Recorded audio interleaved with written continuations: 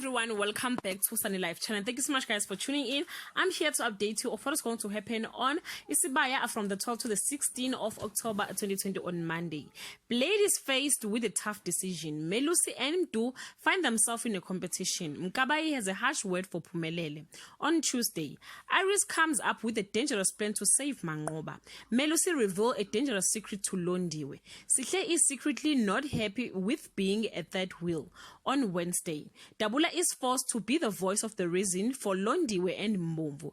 Jerry stands up for himself against an intimidating Fezile, and Piake demands the truth from Blade. On Thursday, Tandi finally decides to leave her truth. Ndwendle appears to be softening to Dabula. Mbobozehlu reveals Mpiake's fate is sealed. On Friday, Sihle finds her back against the wall as Mbomvu applies pressure. Subu agrees to help Mpiake with Melusi. Mpiake tries to convince Mkabayi to do an unspeakable thing. Guys, this is all I have for today. You can leave your comment below and share your thoughts. Till we meet again, I love you so much, guys. Bye.